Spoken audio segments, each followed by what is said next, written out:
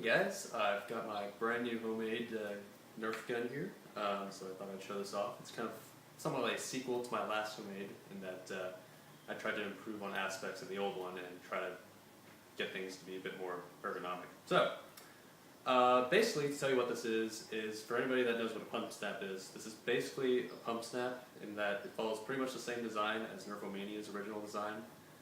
However, what it doesn't use is a clothespin trigger. It does use a trigger or a catch mechanism that's basically the same sort of idea as for how it catches, in that it has a nail going into the plunger tube, and the plunger head has a slot in it so that when you pull the plunger rod back, there's a little epoxy plating ramp that guides the nail inside of the slot and it catches.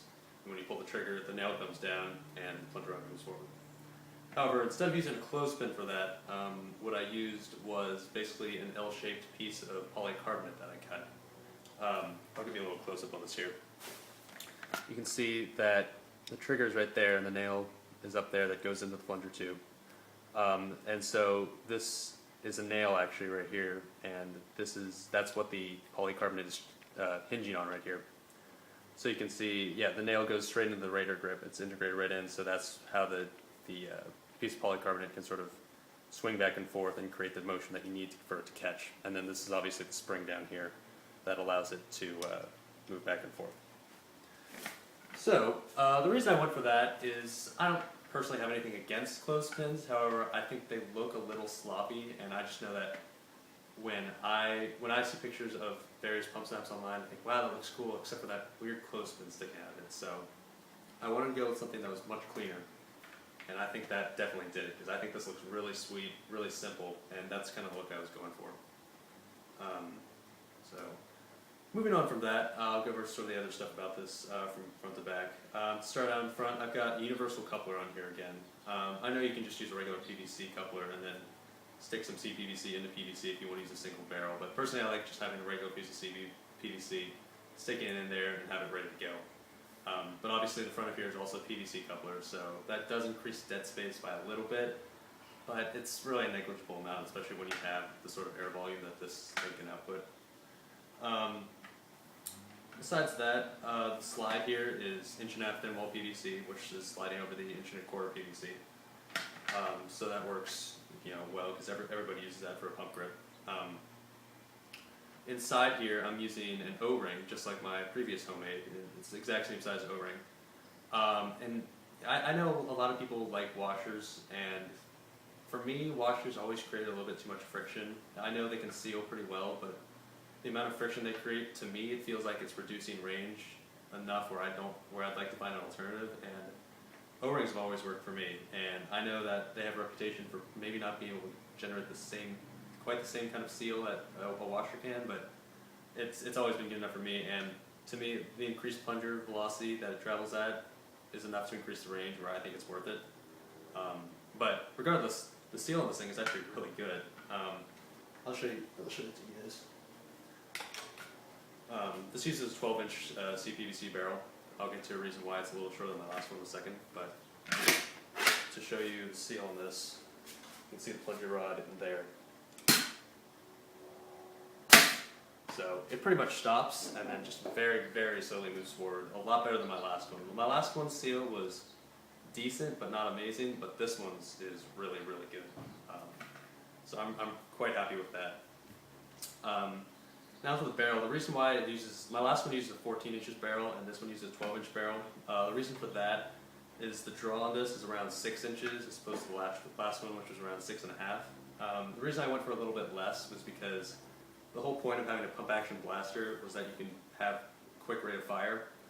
And if you have like a full 7-inch straw for a K26 that's inside of this, or even a 6.5-inch straw, that's a lot of force to use on your arm, especially for my weak little arms. So I figured 6 is still plenty of draw, it still gets you a ton of range, but you can do it much faster than if you had like a bit of a longer straw, so you can do it pretty fast like that.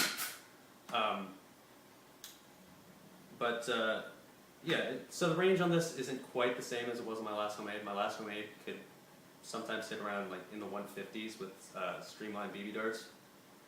This one can hit probably, it's more in like the 130s, but in the end, there's really not any difference between really far and far. So I'm willing to sacrifice a little bit of range for that. Everything on this is also mechanically fastened. Even the handle on here, it's got screws coming in from the bottom that's screwing into a bunch of epoxy putty that I've laid inside of there.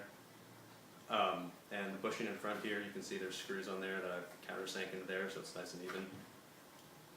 So this thing feels like really sturdy. The last one kind of felt a little sketchy looking because the catch was sort of just like free on there or whatever. Whereas this one catches ridiculously reliably. When it catches, I've got like no doubts that this isn't going anywhere. You bump it all you want and it doesn't want to move. So the catch on this is something I really, really like. And then finally, moving on to the back here, this has got a slotted plunger rod. I know some people aren't big on slotted plunger rods. This is the first one I've ever done, so it seems fine to me. If it ever breaks, the worst that can happen is I could just replace it, and that's pretty easy to do, so I'm not really worried about that. And yeah, then the back here just uses a 1 1/4 elbow just as a stock, so you can shoulder can rest on, and that's something to prime it against. Yeah, that's about it on it. It was actually a pretty simple build. I had this plan in my mind for quite a while, so when I actually got around to building it, it wasn't all that complicated. And I'm really, really happy with the results because I just love the way how clean this looks, how like simple compared to my last one. This one just looks incredibly clean. It's got a bunch of straight lines and then this one handle and then just this polycarb trigger. I think it looks really cool just sticking out of this Raider grip right there. So I'm really happy with this. And yeah, I plan to definitely replace the old homemade with this one and be able to shoot a lot of people with this. So I'll get to the range test now, which I'm sure some people will be interested in seeing. So yeah. Okay, and so just like last time, this blaster fires over 100 feet, so I'm going to need to move the tape measure to past the 100-foot point, so that way you'll be able to tell the range is past that. So just to make sure that I'm not doing anything weird, alright, I'm going to show you guys again that I'm doing this. If you want to skip right to the range test, then you can just go right ahead, if you just trust me and believe me. Okay, here's 100. I'm putting that PVC bar at 100.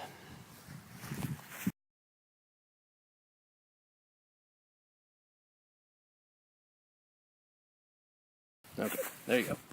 So once again, it's not exactly 100 now, but it's like bit up like 1 foot. So just add or take off 1 foot from whatever you see in the range. Okay, let's do the range test. Okay, so now for this test, I'll be using 5 single BB-tipped hot glue streamlines. I'll just be firing first with a single barrel, and then after this an RSCB, just like last time. So here goes.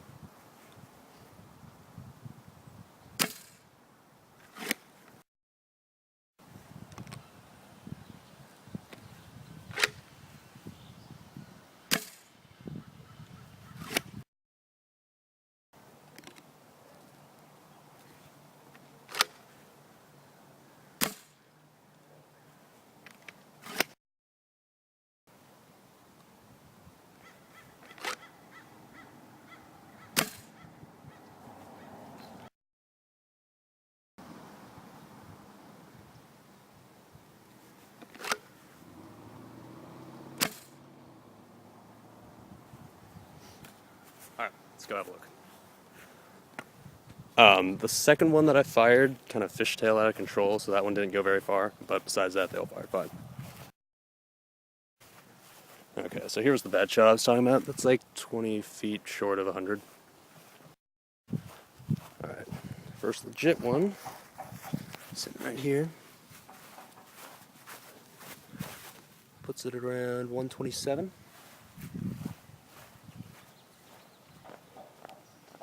Next one's up on the sidewalk here. 150. Ah, there's one hiding back here. Sitting on the lip here. That's around 135. Last one, sitting right here. About 154-ish. So those are single barrel ranges. Now I'll show you the RSCB. Okay, now more realistic use of this gun, which is using a 5-shot RSCB with my fancy clear clip here. So here it goes.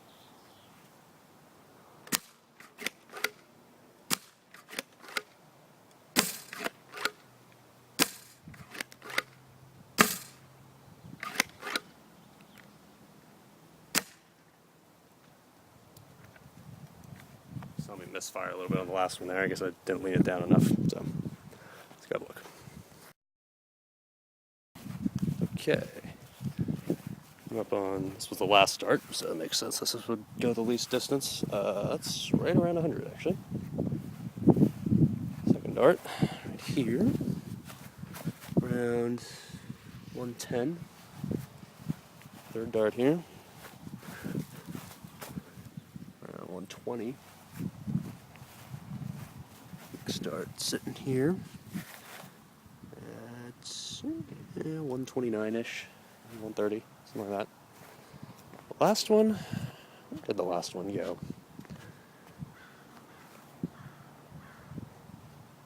Ah, here it is, over here, sitting over here in the plants.